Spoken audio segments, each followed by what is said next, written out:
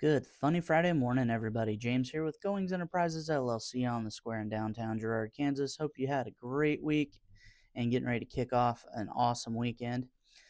Testing out the beard mic to see if I can go hands free without the muffling of clipping it to my shirt. We'll see what happens. This funny Friday story is going to be sponsored by Goings Gourmet bubblegum flavored cotton candy. $6 for 3 servings.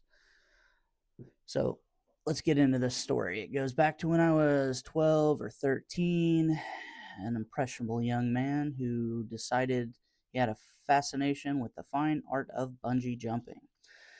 And, well, I was wearing a stylish pair of jean shorts for the 1990s, and I had a solid leather belt and a tank top, which we called wife beaters at the time, not real appropriate these days, and I had on some pretty decent tennis shoes, and I was strapped up ready to go. So I picked out a couple bungee straps, the ones that stretch just enough and have the metal hooks on the ends.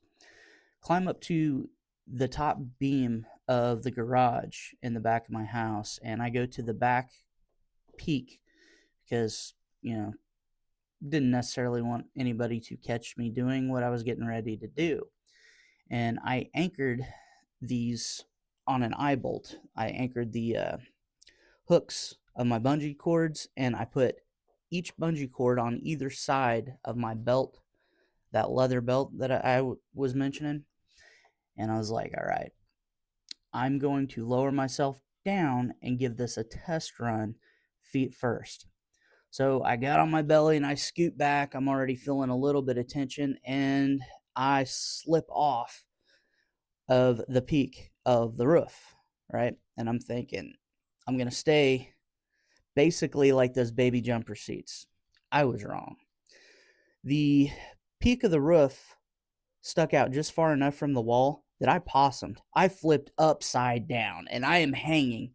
I immediately feel the sensation that my pants are coming off and I'm upside down. I reach down, I grab my pants just as they slip past my buttocks, and now it's all my body weight pulling me down out of my pants, and I hook my knees down and I am suspended there, my underwear butt just hanging out in the open, facing backwards, and my head had bounced up against the wall.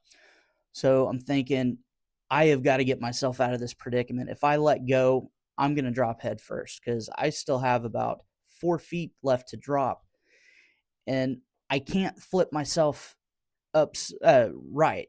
So I've got to where my back is facing the ground. I'm thinking, if I kick off one shoe, pull one leg out of my shorts, I could get myself to the ground and still salvage my pants. So I kick that shoe off.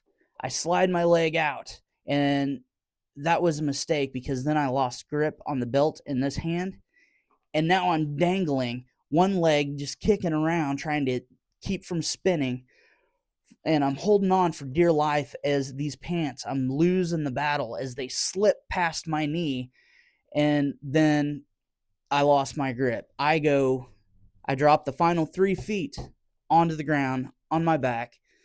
My pants get slingshotted up onto the garage. One of my shoes end up over the fence into the neighbor's yard that was 3 feet away. So I stand up, I dust myself off. Didn't really have the wind knocked out of me, but very close to it. And I had to do the walk of shame around the corner of the back of the garage to the back door as the neighbor next door was watching me from his porch, just like,